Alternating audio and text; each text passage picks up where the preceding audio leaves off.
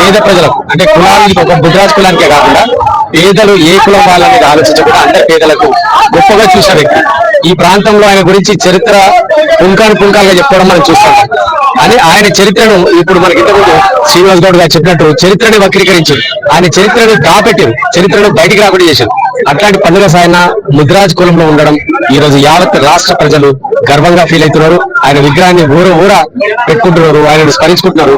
మన జాతికి ముద్రాజ్ జాతికి జరిగిన నష్టాన్ని గురించి ఇతర కులాల వాళ్ళు కూడా ఈ మధ్య గుర్తిస్తున్నారు. సార్ ఇంకొకటి పండుగ సాయన అంటే ఒక వర్గానికి ఒక కులానికి సంబంధం లేకుండా అన్ని వర్గాల కోసం అందరికి సంబంధంగా వాళ్ళను మంచిగా సంక్షేమ పథకాలు తీసుకోవడం జరిగింది. అంటే ప్రస్తుతం ఆయన అభివృద్ధిలో ఎట్లా భవిష్యత్తు నాడు గురుకుల హాస్టల్స్ కొంతమంది నిరుద్యోగులు కావచ్చు, వాళ్ళకు ఈయన నుంచి స్ఫూర్తి వాళ్ళని ఎట్లా మోటివేట్ చేయగలుగుతారు? చాలా సంతోషం. అసలు యాక్చువల్గా పండుగ సాయన అనేవాడు ఒక కులానికి సంబంధించిన వ్యక్తి కాదు, అందరికి తెలిసిన విషయం.